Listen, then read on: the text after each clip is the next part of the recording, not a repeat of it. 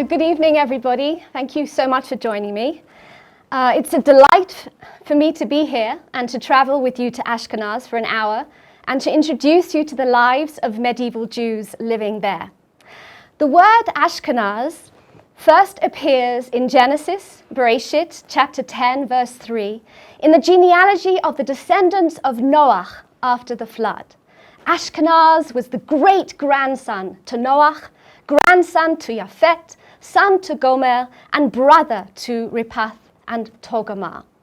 The biblical text sums up the list of progeny by explaining that, quote, "From these the nations branched out over the earth after the flood," leaving post-biblical readers to match Noah's heirs to contemporary nations.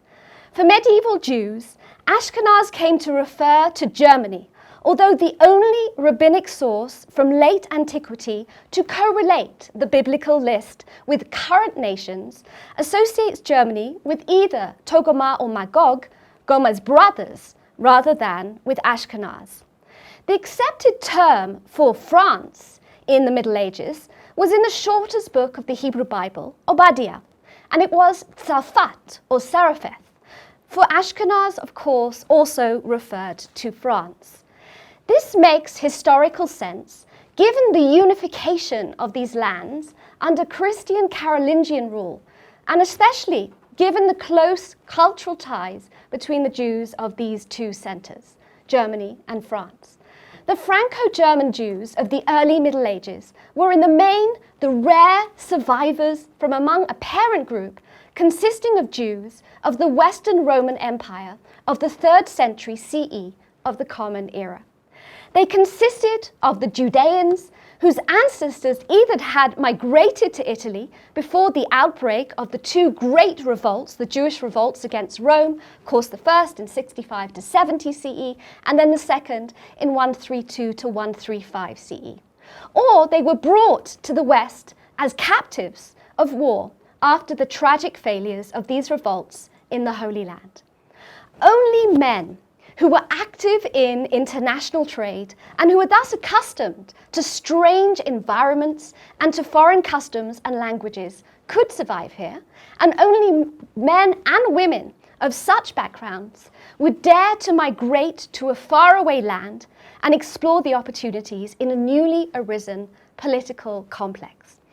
And what is amazing is that some of these immigrants succeeded in establishing themselves as successful merchants, as affluent exporters and importers, and they participated actively in the economic growth of the Roman Empire. So from the beginning, Jews living in Ashkenaz are entrepreneurs and survivors.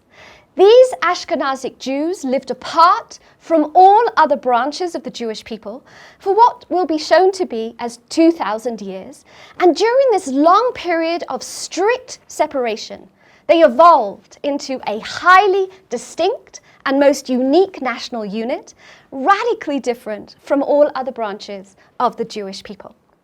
And by the end of the 8th century, we are looking at 3,000 Jews who live as Jews in Italy, Germany, and France. They became the true ancestors of the Ashkenazic Jews of the past 12 centuries. Or let us put it this way. Practically all of the Yiddish-speaking Jews of the year 1900, numbering more than 10 million, were the descendants of the 3,000, and almost all, some 90% of them, of their descendants, were distinguishable Ashkenazic Jews, as you see in this photograph. An exciting group of people, I believe, and a colourful one, as I shall show you this evening. So let's start our history from the Carolingian era, when we can speak about Ashkenazi Jews with more confidence. The late 8th and 9th centuries represented a renaissance in the increase of literature, writing, the arts, architecture, jurisprudence, liturgical reforms, and scriptural studies. And it is exactly at this time that during the reign of Charlemagne, between 768 and 814 that we see a noticeable intensification of the Jewish presence in Northern Europe. Jews are mentioned in imperial legislation and in Latin chronicles. They are depicted as cosmopolitan merchants with connections at Charlemagne's court in Aachen. So from the beginning of the second half of the 8th century, it seems that Ashkenazi Jews already constituted a genuine, tight-knit national group, one possessing all the important characteristics of a nation, except for geographic contiguity. Its members were of common origin. They married only among themselves, generation after generation. They clung together with brotherly devotion. They possessed this strong feeling of mutual responsibility, and very few of them deserted the group. Louis the Pious continued his father Charlemagne's political and economic tradition, granting the Jews liberal conditions of settlement, specifically in the charter issued to the Jews of Lyon in 825, and we will read it together. The Jews were to be permitted to live in peace under the protection of the emperor, that none disturb them or slander them, that none expropriate their property, extract from them any tolls, or press into service their means of conveyance, and that none incite the slaves of Jews to rebel against their masters, induce them to convert to Christianity, or baptize them without permission of their masters. So Jews now settle pretty much along the banks of the Rhine during the 9th and 10th centuries in cities that over time became central and urban Jewish centers. And it has been estimated that by the end of the 10th century there were as many as 4,000 or to 5,000 Jews, and at the end of the 11th century as many as 20,000 or to 25,000 Jews in Ashkenaz. And even in the largest Jewish communities, however, Jews typically comprise no more than 1 to 3% of the total city population. But our sources on the Jews remain sparse until the 11th century. Development certainly continued in the 10th and 11th centuries as Jewish communities sprang up in the Rhineland and new intellectual centers emerged. And when we get to the 13th century, as we see in this map of the Regnum Teutonicum, the map extends west beyond the Romance German language boundary and the border of the empire, as you can see, into the French area, with its particular concentration of Jewish settlement in Champagne, northeastern France. And here too, cathedral cities, and this is what we're seeing in this map, had an almost unchallenged dominance in the Jewish network of settlements. The number of Jewish communities increased dramatically during the second half of the 13th and the first half of the 14th centuries, before the massacre and persecution of the Jews during the Black Death. So today we are going to be concentrating together on Jewish settlement and life during these centuries up to the Black Death. We're cutting off in 1348. I'm going to introduce you to the Shum communities. We're going to witness the Jews' lives during their time, their professions, their living quarters, their Jewish life, their family life. And we're going to finish with some insights into the Jewish women. What was happening in the lives of Jewish women in Ashkenaz? So when Christianity was manifesting its pride in 3 imperial cathedrals of Speyer, Mainz and Worms, so Jews were also emphasizing their own pre-eminent communities in these particular cities by joining the 3 initial letters of their names to form the Hebrew acronym. Shum, literally meaning garlic in Hebrew, namely Shin for Speyer, Vav for Worms, and Mem for Mainz. These 3 powerful Jewish communities, cathedral cities as we said, end up being in this unique ensemble of 3 cathedral cities situated in close proximity to each other. The Jewish community of Mainz was probably established already in the late 9th century and was closely associated with the activities of the Cologne family, who came there from northern Italy. The communities in Worms and Speyer were somewhat later, late 10th and 11th centuries, and all three Shum communities were distinguished by their yeshivot, by their Talmudic academies in each city. So let's take a look at Speyer. As you can see here, this is how it works. And how do the Jews settle in one of these cathedral cities? Well, in the year 1084, the prince bishop of the city, Rudiger Hotzmann of Speyer, converted the village of Speyer into a town and invited the Jews to settle there. As the reason for issuing such an invitation, he stated his desire thereby to enhance the dignity of that town 1,000-fold. And Rudiger's charter contained the provisions that Jews be permitted to employ Christian servants, maids, wet nurses, and to sell to Christians any meat that was forbidden forbidden to the Jews by their law. And this is what the charter continued to say. In short, in order to achieve the height of kindness, I have granted them a legal status more generous than any which the Jewish people have in any city of the German kingdom. And other rulers in Northern Europe followed suit, even pursuing Jewish settlers, and were prepared to go to considerable lengths in order to attract them. And I wanted to show you this. This is the Juden privilege that you see in Cologne Cathedral, of all places. It was it's pretty huge. If I was standing there, it would be well above me in terms of height, but it gives you the sense to what extent, how important it was to give the Jews a charter that they were known, that they were recognized as being important, and that they could contribute towards these cities. And this tolerance meant that it was permissible for Jews to live openly and fully as Jews. They could not be assaulted on the grounds of their Jewishness, nor could they be forcibly brought to conversion. So these charters of privilege confirmed for us without doubt that the Jews were needed. They were wanted.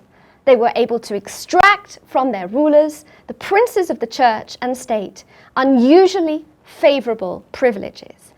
And what is fascinating is how these Jewish communities particularly appeared in those cities that began to house cathedrals.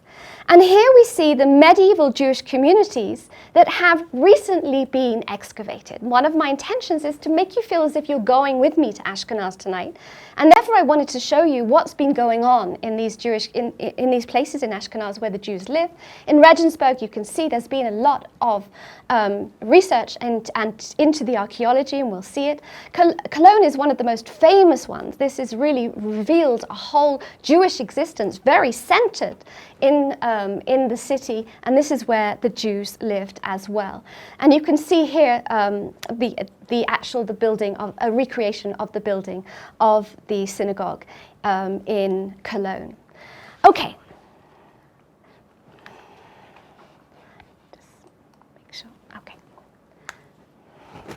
The Cathedral of Spain, and this is quite interesting just to work it out in terms of the Jewish communities. The cathedral in Speyer was begun in 1030 and already consecrated in 1061 under Emperor Henry IV. Construction of the cathedral in Mainz probably began a little earlier, but was not completed until 1137. And while Worms' cathedral was consecrated in 1181 under Emperor Frederick Barbarossa. And why is this important? Why am I telling you about the cathedrals? Well, scholars really believe that this was no accident. These Jewish communities were able to radiate intellectually and culturally far beyond their immediate geographic setting.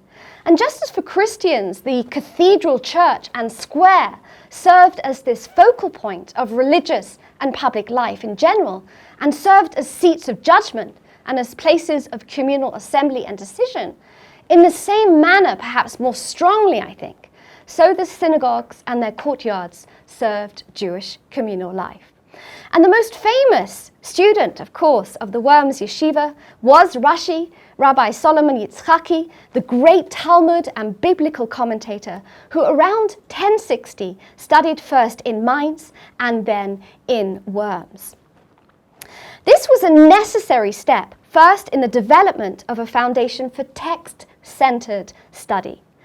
Another great rabbi of the Mainz community was Rabbi Gershon ben Yehuda, who you see here, known as the Light of the Exile, whose fame by way of his takanot, his responsa and regulations, spread far across Europe.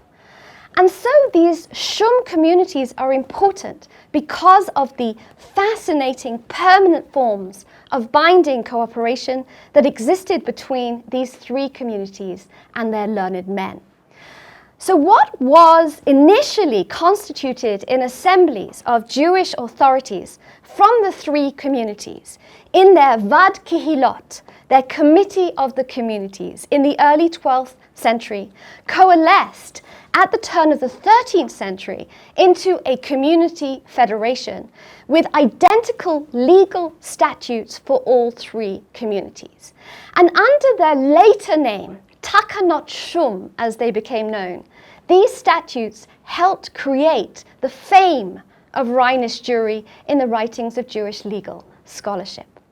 The self-government of the German and French Jews, therefore, came into being because of their own ardent desire for freedom and independence, and not as a result of administrative expediency. In many ways, these early communities resembled large families. The Jewish communities organized themselves into corporate bodies, which claimed for themselves coercive powers over their members that almost compared with those vested in a Sanhedrin. We had Jewish councils, Judenrat, whose members, the Parnasim, were elected annually, and they had the right to enact ordinances, to impose fines, to inflict corporal punishments, confiscate property, and wield the power of excommunication. And it used this power and authority in order to enforce the rulings of the Talmud, as well as its own ordinances and regulations, and thus becomes this mighty force that gave unity, solidarity, dignity, and power to the Jews of medieval Germany and France. And this is one of my favorite parts of the Cologne reconstruction of the Bima, the center of the shul, and its artwork is really, really beautiful. And I think, again, for us, reflects a very dominant presence of Jews who were confident and able to create beautiful art within their own shul.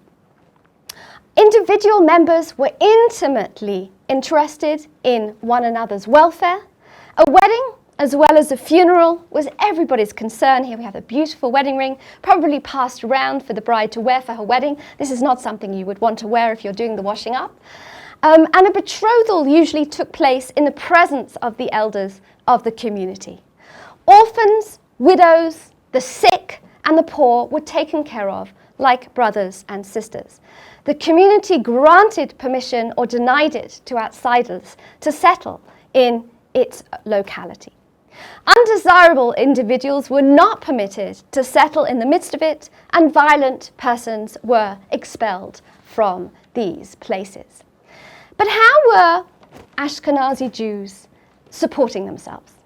Well, in the 12th and 13th centuries, Jews were involved in the collection of tolls and taxes, as well as money handling and credit, in large part because of restrictions prohibiting them from other occupations. But we know that some Jews practiced as physicians, and many of them were employed in the service of the Jewish community as teachers, as rabbis, as butchers as well. And there were also traces of Jews in this vast diversity of occupational positions, such as engineers, glass blowers, barbers, bookmakers, printers, gold and silversmiths, traders of a variety of products, including precious metals, leather, textiles, wine, fruit, vegetables, weapons. They were also hand workers, weapon makers, innkeepers, servants, and furriers. And here we have a cellar room where they would have stored their provisions. And from the 13th century, a major occupation of Jews in medieval Ashkenaz was money lending. And here I'm showing you some of the finds in the Jewish community of Colmar. But why money lending? And these are coins that were found in the Jewish community of Rothenberg. Well, European commercial resurgence required funding, and Jews were among those who could provide it, which they did through lending, especially to individuals of the lower and middle social ranks. Also, lending as an occupation really perfectly suited the Jewish ideal. To lend was profitable but not time-consuming. Jewish lenders then had the repose for scholarship and communal leadership without having to feel that they were exerting themselves, working endless hours on their profession. And I think this points to another advantage as well, that it could be practiced by anyone with a modicum of free funds. No degree was needed. Royal inquiries in mid-13th century France reveal large numbers of very small loans made even by Jewish women to Christian women, presumably to be used to purchase staples and perhaps for modest luxuries. And here we have a picture of a non-Jew coming into the home of a Jewish moneylender, putting out his hand, requesting money from the Jew. So now let us turn to living quarters. Well, most cities in Ashkenaz were surrounded by a wall with towers, and Jewish quarters could be wholly or partly walled up and shut in by gates, a feature found in some places, such as Speyer in Germany, as early as the 11th century. And these ideas, this idea of the Jews living together, is something that you see when you visit places in Ashkenaz. They might be in a lane, they might be in a quarter, usually centrally located in the town or city near the hub of the marketplace, and in the vicinity of the cathedral church and their synagogues. And if we look here at Rothenberg in particular, where we can see this recreation, the reconstruction of the synagogue and its proximity to the church, it's actually a very worthwhile place to visit if you're in Rothenberg. You can see the Mizrach in the right side picture, obviously pointing to the direction of prayer towards Jerusalem, but you can imagine and see the centrality of how close this was to the main action of the city. And here within their synagogues, there was a communal hall sometimes, a domus communitatis as it was called, in the German-speaking area. It was also called a house of dancing or entertainments. This was part of the Jewish community center, the Tanzhaus, the Spielhaus as it was called. And as I said before, there was also a hospice. And if the existing water supply met the requirements, what we do have are these wonderful remains of mikvaot, of mikvahs, of ritual baths, and particularly in Speyer, one of the most famous ones. Here on the right you can see the changing room, obviously both used for men and women at separate times. You see this as well. Here you can look down to see the water, which is still visible. This is what it looks like from the outside, and you can see people in the right-hand picture actually going down and coming up after having visited it. This is the steps leading down to the mikveh in Worms, and even again, we have the Cologne mikveh, which is very, very well known and fascinating because it's so deep down. You can imagine how many steps we'll walk down in order to get right down to the mikveh at the bottom. And we also have remains of a mikveh in Strasbourg as well. So the whole concept of the mikveh and the fact that we can visit so many of them, I think is wonderful. And what is amazing is really how many of them are still extant or being rediscovered, and that's the beauty of all the archaeological work that has been done in these places. So the synagogue and the church, ritual centers of Judaism and Christianity, and the Jewish and Christian centers of public life are often located in close neighborhood. Architecturally as well, the houses of the Jews were not different from the dwellings of well-to-do Christians. And here we have an idea of what the Cologne synagogue looked like. Architecturally as well, this is important. And except for this specific need for protection, larger Jewish quarters resembled the urban Christian parishes, I think, in many respects. Yet everybody knew this or that house belonged to the Jew, if only by the mezuzah nailed on the right doorpost, which was sometimes also fixed to the gates leading to the Jewish quarter. One could also recognize the Jewish quarter by the wires, ropes, or wooden staves surrounding it by the Eruv. And by the early 13th century, let's just remember, the rabbis of the Rhineland were also attempting to enforce a distinct Jewish style of clothing, beard, and haircut. And this really happens at exactly the same time that we have the Fourth Lateran Council of 1215. This is a papal council called by Pope Innocent III, imposed on Jews and Saracens that they should wear some sort of distinct sign in order to separate them from the Christians.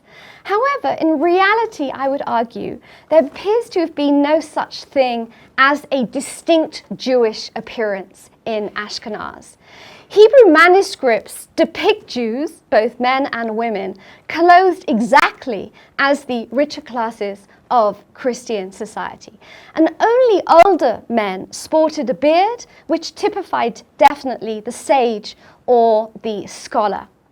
Now, the talit or prayer shawl was only worn in synagogue, and the tzitzit, which is of course another part of Jewish clothing ordained in the Torah, in the Hebrew Bible, was indeed worn by very pious Jews all day, and sometimes by pious women as well, but usually under their regular clothing.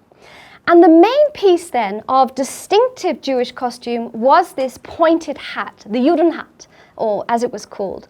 And this was used particularly in Christian art, but also by Christian authorities to signal otherness. So, Jewish community members almost always had Christian neighbors as well, and these shared neighborhoods created many points of meeting and contact. Jewish men and women also shared ovens with the Christians. Jews and Christians met by the local wells, by local cisterns, they borrowed food and knew each other's daily routines.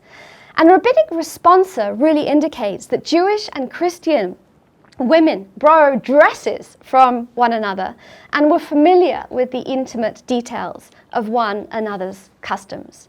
Christian women sometimes lived inside Jewish homes, including very poor ones, as servants, as wet nurses, sharing many aspects of the Jewish family's daily routine. And this certainly provided opportunities for exchanging opinions and beliefs. Christian women who worked for Jews learned about Jewish customs and taught Jews about their own practices. So that's life for the Jews. But what about their intellectual pursuit? I purposely called this lecture tonight The Learned Jews of Ashkenaz. And perhaps the most striking feature of this Ashkenazic Jewry was its rapid intellectual maturation. Most new Jewries, note for instance Polish Jewry of the late Middle Ages or early American Jewry, take centuries to create this viable cultural institutions and to exhibit significant intellectual and spiritual creativity. And while the earliest Ashkenazic Jews were surely of the most adventurous type, within this unusually short time, their descendants began to erect the necessary institutional networks and frameworks for cultural activity and to produce indigenous intellectual and spiritual leadership.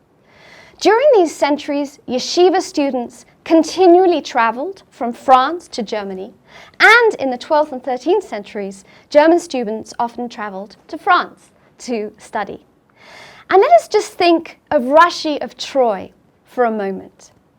At the age of 17, he married and he went to learn in the yeshiva of Rabbi Yaakov ben Yakar at Worms. When Rabbi Yaakov died in 1064, Rashi continued learning in Worms for another year in the yeshiva of his relative, Rabbi Isaac ben Eliezer Halevi, who was also chief rabbi of Worms at this time. Sorry, just go back. It's just jumped. And here I wanted to give you an idea of this recreation of Rashi's study room in Worms that was made in the initial exhibition at Bet HaTfutzot, the Diaspora Museum in Tel Aviv. In Troy then, around 1070, Rashi found a yeshiva there. So his influence and that of his students had this really lasting impact on Jewish scholarship in France, England, and Germany during the High Middle Ages. And this shouldn't obscure the fact that his work originated in the Shum communities that were still in the early stages of forging this intellectual tradition. And for such important works of Rashi to emerge so early in the development of this young Jewry is exceptional. A reflection, I think, of the vigor of these new Jewish settlements, and not to be overlooked, of the vitality of the larger environment as well. And Rashi's commentary on the Hebrew Bible was, as we all know, hugely popular, as it still is.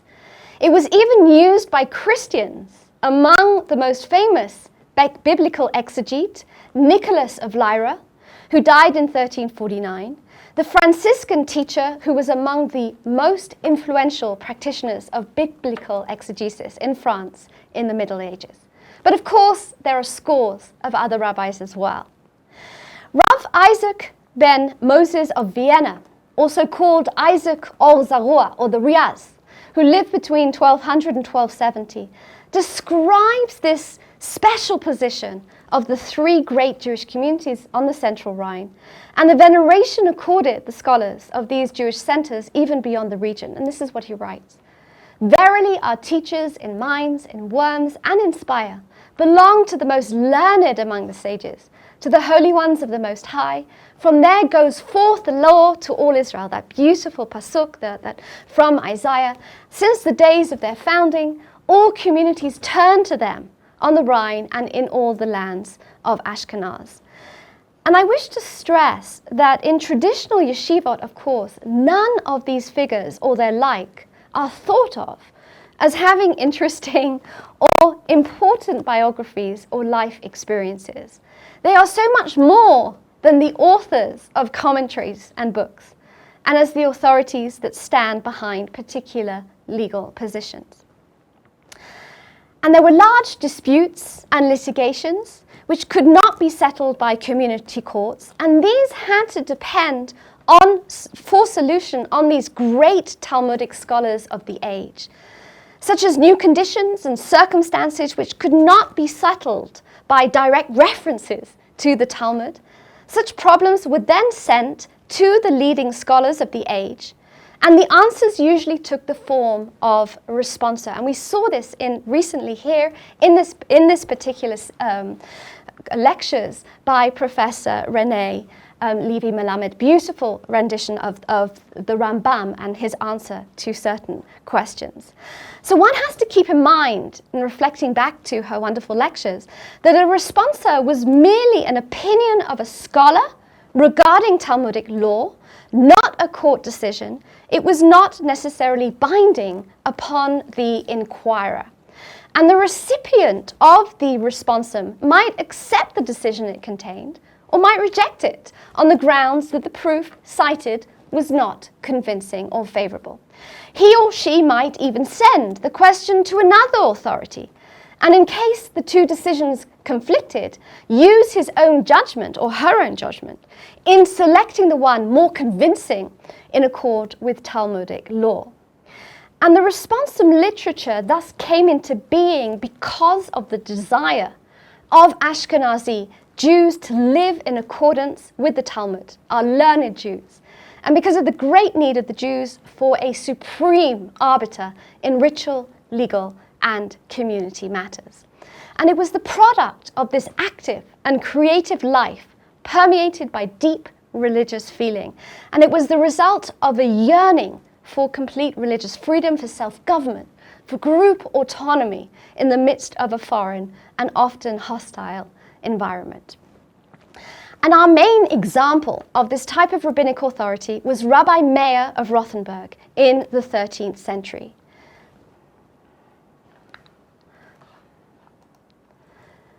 Rabbi Meir sent his responsa to the communities of Germany, Austria, Bohemia, and even France.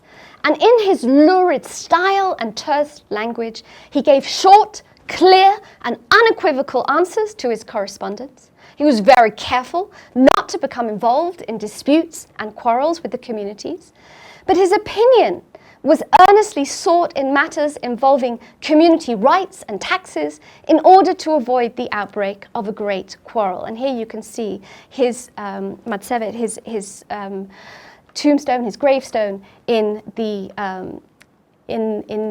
cemetery in Worms. And the type of questions sent to Rav Meir really speak eloquently, I think, of the position that he held in the esteem of his contemporaries. While more than 90% of Rashi's responsa deal with ritual law and only a small percentage with civil cases, the great majority of Rabbi Meir's responses deal with business transactions, real estate, inheritance, marriage, contracts, partnership, agents, sureties, trustees, employees, informers, community government, community property, settling rights, and taxation. And there were almost 800 responsa of Rabbi Meir. So I hope so far we are beginning to appreciate the bustle of daily Jewish life in our cathedral towns and cities. But what languages are our Jews speaking?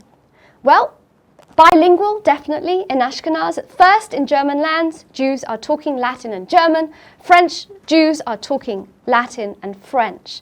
But interestingly, the oldest documents of Ashkenazic Yiddish are the glosses of Rashi and are therefore the oldest written evidence of Yiddish. And these findings confirm that in the second half of the 11th century, while the standard school language remained Judeo-French for the time being, with the Jews of France, Yiddish was already current as a vernacular among the Jews in Worms and Mainz. And just a word here about cemeteries. The earliest Jewish cemeteries were located in the immediate surroundings of cathedral cities, and some of them still remain, as we see from our slides. And here we can see sometimes it's just a question of finding the individual tombstones themselves. But there was, and this records actually around this time last year, 18 additional gravestones were found in Mainz.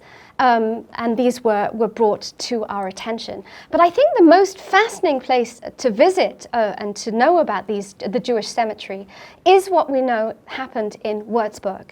In January 1987, about 2/3 of a house in the Würzburg district of Plech was demolished.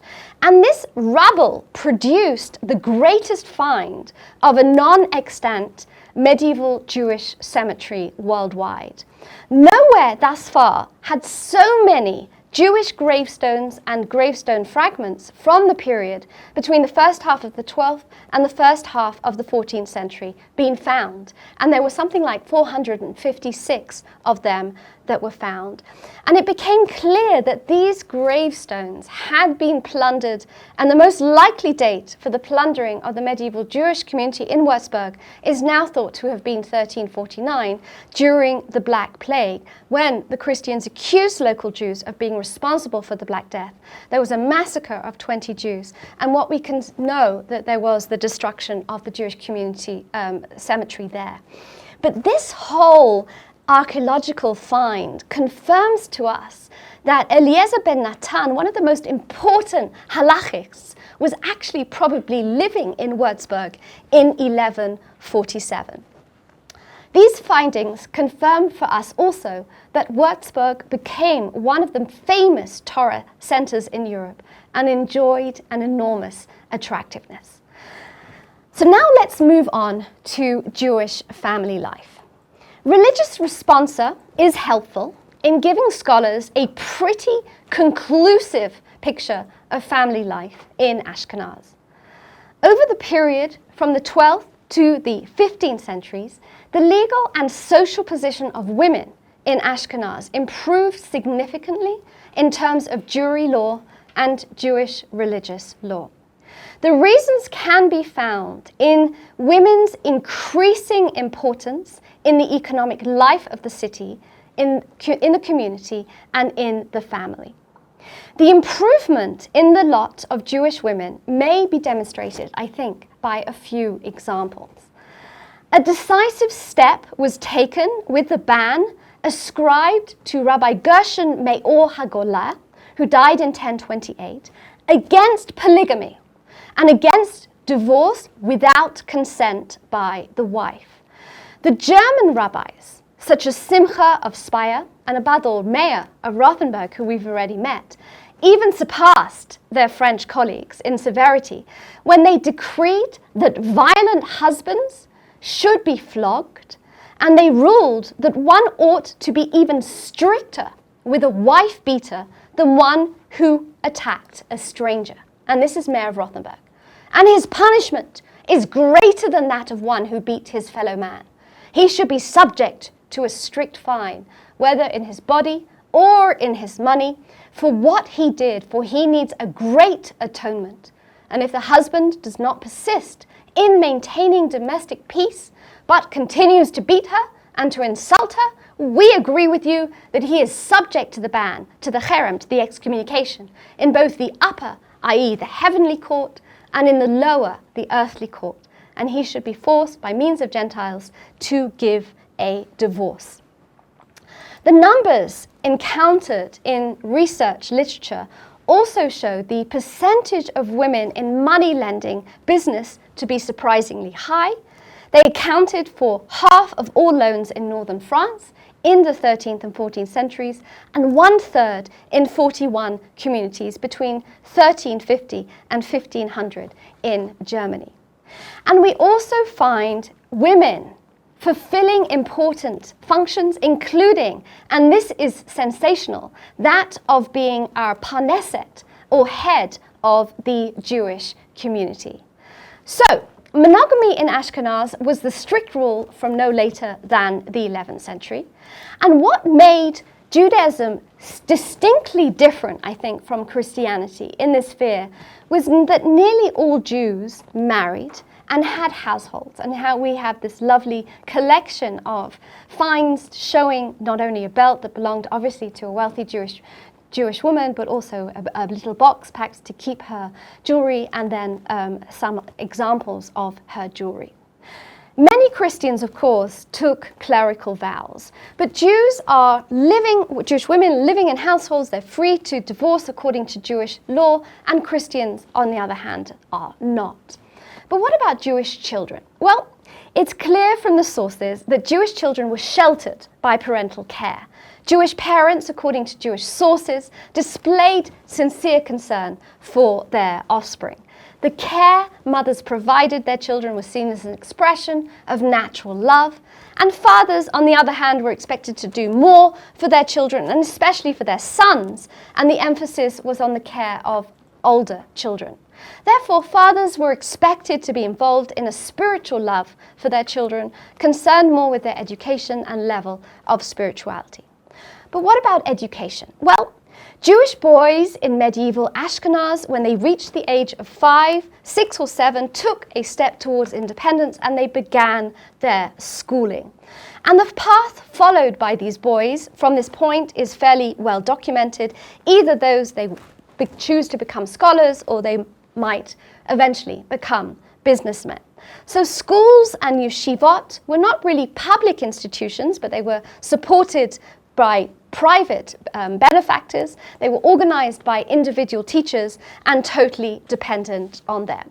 And that is why the yeshiva is missing, I think, from the list of communal responsibilities in the responsum, because it was always dependent on individuals who would give money for them.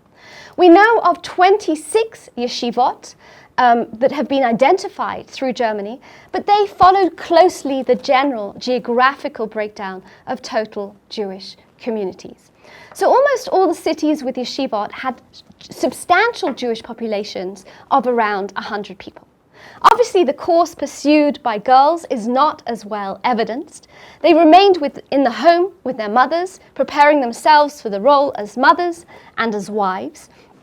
In many cases, they were definitely educated, although their education was notably different from that of their brothers, focusing on the practical laws of running a household and without the emphasis on textual knowledge that characterized the boys' education. And these modes of education reflected both the values of medieval Jewish society and the future role boys and girls were expected to assume. But let's take a closer look at the lives of Jewish women in Ashkenaz. Well, we see Jewish women doing extremely interesting things. I've already said they're not stupid, they're getting some form of education. We see them as mohelot, as circumcisers, and permission was given to women to circumcise, especially in small Jewish communities, which did not have a qualified male mohel. We see women acting as shochetot, ritual slaughterers, again a practice limited to small communities in Ashkenaz. And I wanted to share with you one of my favorite Hebrew illuminated manuscripts. This is actually of Italy, it's not related to Ashkenaz, but I wanted to show you without doubt that the woman here in this picture could well be, demanding and ordering the men around in the shochet. In the butchery, the men are definitely working for the woman, and therefore gives us that beautiful example, I think, of the woman being in charge of the butchery and possibly a shochetet herself. We see women also as physicians. We see women as midwives, and this, of course, is an explicitly female occupation. Various remedies and techniques that were used by midwives during childbirth that were actually common to both Jewish and Christian midwives. The Jewish midwife took care of the woman at the time of birth, but also continues to examine the woman medically afterwards throughout their lives, serving in essence, I think, as physicians rather than just midwives. And midwives were even attributed with amuletic powers, accompanying Jewish women to the mikveh, sometimes in the hope of inducing fertility.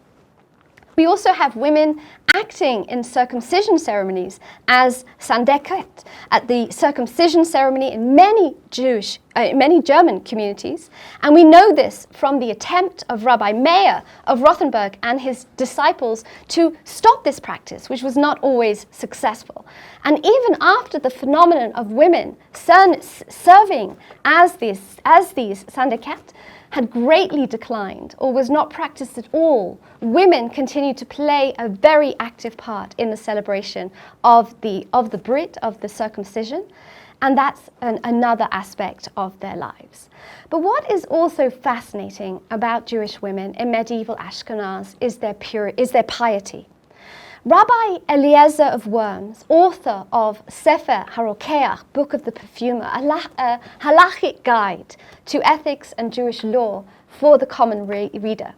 He was one of the most foremost scholars of his time, and he relates in this heartfelt elegy about his wife Dulka, who was killed by Christian writers, that she was among those who assisted in providing supplies for the synagogue, that she visited the synagogue frequently. She took care to arrive early for prayer and to leave the synagogue late so as not to make her prayers appear as if it were a burden.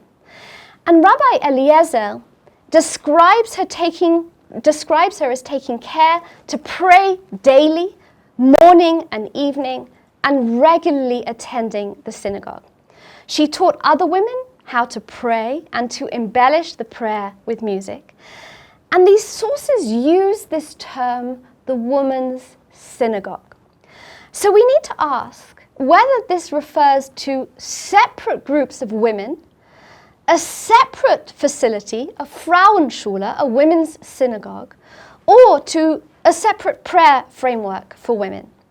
The consensus now, also because of the archaeological remains, where we've seen not just in Speyer, but also in Cologne, the women of Ashkenaz had their own synagogue.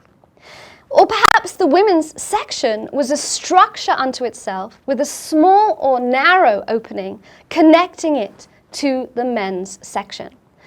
And we need to imagine, and I think this is very beautiful, that women prayer leaders might have stood near a small window that opened on to the men's section next door, and following the prayers of the men's cantor, repeated the prayer aloud and in a musical voice so that women could hear her and take an active part in prayer. And evidence of this, of the women's synagogue, is also found in the prayers of Tisha B'Av, the 9th of Av, in the Kolbo, which is a 14th century book of ritual and civil laws, whose authors has not been identified. We don't know who wrote it, but just listen. This describes beautifully how the women prayed by themselves on Tisha B'Av. And thereafter the women, extinguish all the lamps, and the cantor, this is the female cantor, begins to recite the lamentations to sadden the souls and to break the hearts. And they recite dirges there for about a quarter of the night, the men in their synagogue and the women in their synagogue. And likewise during the day, the men recite dirges by themselves and the women by themselves until about a third of the day has passed.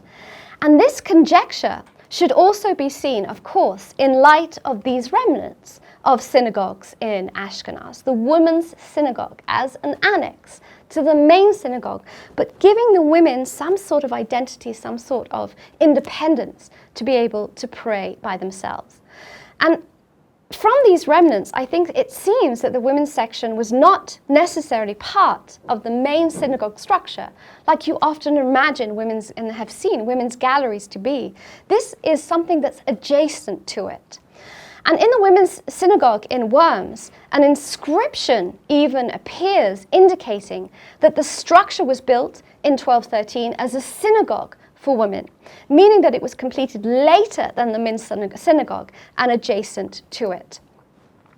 And moreover, on the grave, as I write here, on one Urania, who died in Worms in 1275, there appears, among other things, the inscription, "She who sang the piyutim for the women with musical voice." And note that halakha from this period prohibits men and women singing together. So the suggestion among scholars is that this was done separately. And the title given to one Recenza in the Nuremberg Memorial Book, or Memobucher, and these were books that were, you can see how hefty it was, these were books kept for centuries in the archives of the community, which inscribed within them not only the names of famous rabbis and communal leaders, but also records of persecutions and list of martyrs to be read aloud periodically in the synagogue during memorial services for the dead. And this particular one calls Recenza the prayer leader of the women, making it clear, I think, that this refers to a woman who served as a cantor for the women. In Sefer Hasidim, one of the most fascinating books that tells us about this group of pious Jews, particularly in the late 12th and early 13th century, it's written in sort of strange Hebrew, which sometimes looks like an attempt, I think, to translate Middle High German into Hebrew. It talks about this, the text itself describes the atmosphere among those women who regularly came to worship in the synagogue, not only on the Shabbat, but also on weekdays. A woman's leaving the synagogue to go home before the end of the service is described as a serious transgression. And in another passage, the author describes a situation in which young women left home for the synagogue early in the morning before daybreak, so that they could be there for the beginning of davening, for the beginning of praying. So what we have to see here is Sefer Hasidim, the book of the pietists, is definitely going well beyond what was expected, but gives us this sense of a real piety that comes out of the Jewish women, in particular at this time. And it seems too that women chose to separate themselves from the community and communal prayer in the synagogues during their menstrual cycles as well. Seem to not be going forward. Let's just make sure. Okay, sorry about that. Okay. And we should suffice with the words, I think, here of Rabbi Eleazar ben Yoel Halevi, Rabbia, and he was one of the leading sages of Germany at the end of the 12th century. Again, this idea that women are not told to separate themselves, but this is something that they choose to do at the time that when they're menstruating. And the women were strict with themselves and separated themselves at the time of their menstruation, that they do not enter the synagogue, and that even when they pray, they did not stand in front of others. And I think it's interesting to reflect that similar phenomena occurred in the Christian world as well. Because clerical provosts of canonesses communities, the nunneries, would also, but this was something that was done by those in charge, relegate nuns to the gallery during their menstruation so they wouldn't physically be praying with somebody else. But this sensitivity about women at the time of their menstruation comes from them themselves, and they choose to separate themselves. So I think we have said a lot about women today. In fact, probably more than men, perhaps. But we should finish by noting that in Jewish Ashkenaz, we learn of hundreds of names of learned Jewish men and sages from this period because of their outstanding life works in the area of spiritual and social life, but not a name, really, of a single woman to be found among them. And while we did mention a number of Jewish women from the Middle Ages, none of them enjoyed real renown. Moreover, over a period of 1,000 years, not a single Jewish woman wrote a halachic, literary, theoretical, mystical, or ethical or poetic work, of course with the exception of a few poems that we now know were written by a Jewish woman in Spain. And the question is why?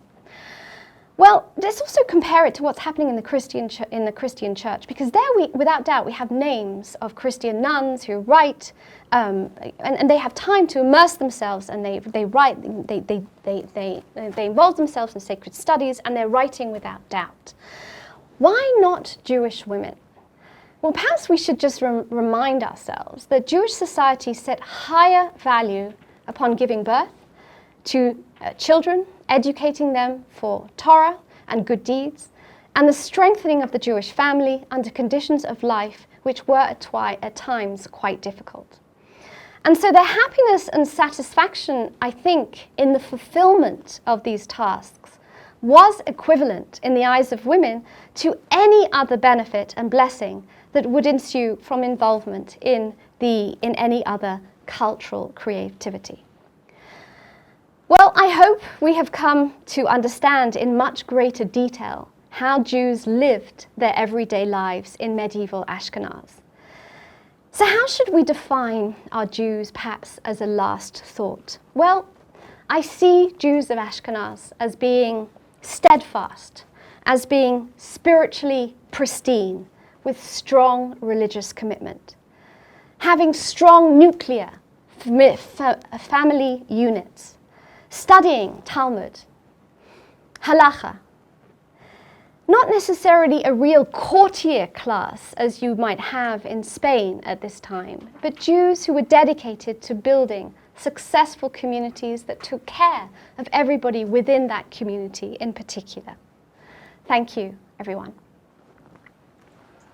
Thank you very much, Kathy. I'm amazed by how much we managed to learn in this 1 hour. And many questions. Some of them have been answered as you spoke, and good. I'll choose a few questions, and I'm apologizing because we won't be able to answer them all. Okay. Chava wanted to know if the Jewish habit of traveling for learning purposes was influenced by non-Jewish scholarly communities, or was it vice versa? I don't think it had anything to do with that. I think it was a question of coming from the Jews themselves. I don't necessarily see it as being a reflection of the Christian world. Jews were interested in perhaps following a particular rabbi around, so they would follow that.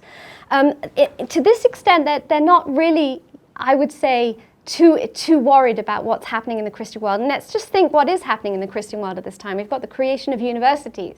So these are very big institutions. The Jews don't have that to the extent that the yeshivot are much smaller.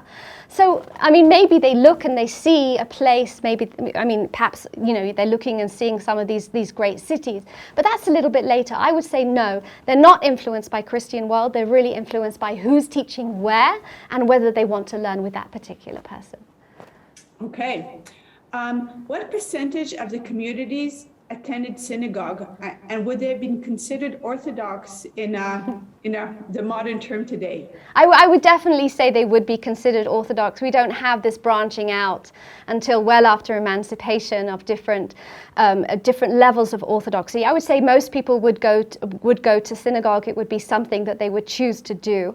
I did mention the Book of the Pietists. Now that's an absolutely fascinating sort of collection of rules for a certain group of people. We don't even know if these pietists really existed or whether this could have been some reaction to the First Crusade and the massacre of Jews and their own suicide in 1096. That this idea, because they chose to commit suicide, and this is another story, and I didn't really want to dwell on it because I wanted to see the positive side of life. This piety that they had shown by killing themselves and not either being converted by Christianity or perhaps killed by crusaders was something that was seen as so incredible, because we can see from the Hebrew Chronicles written after this that this might have been something that did bring about a pious movement in Ashkenaz. So we would call these really sort of Hasidic Jews in Ashkenaz, and they perhaps did exist, but we're not quite sure because we don't have any proof of them besides this one book of piety, this Sefer Hasidim that I mentioned. We don't have any other proof of them from any other source. So that's the problem.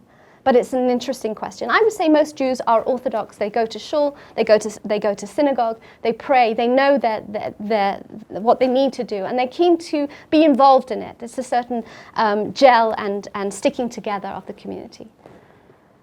Okay, I think we'll take one last question. Adina wants to know if you could speak to the effects of anti-Jewish persecution at the time and what effect it had on family life. Well, I think, look, I mean, unfortunately, it's a difficult time. We have the First Crusade, as I mentioned. We have the creation of ridiculous chimerical allegations against Jews, ritual murder, blood libel, host desecration, particularly during the 13th century. And then, unfortunately, in the 14th century, which was my stopping point, we have 1348, which is the Black Plague, which really results in an attack on the Jews and the fact that they are held responsible for the Black Plague, which is ridiculous because Jews were dying just as much as anybody else. Family life. I think the sense that families should stick together, that they should deal with the situation is very clear. We do see families escaping certain times. Our best example of that is Mayor of Rothenberg. What happens to him at the end of his life? He runs away in 1283 because he doesn't want to be stuck. He thinks that there's going to be a massacre, and he runs away with his family. Unfortunately, he gets caught and he's put in prison, and he actually dies in prison, and that's another story. But I think in general, the family life is strong. The traditions are strong when they can. There's a whole issue about this suicide of families in 1096. You know, this actual idea that parents killed their children as a way of not becoming Christian. I think, you know, that's another topic in itself, and it had repercussions in the later centuries of Jews trying to rebuild, trying to forget, and trying to stay strong.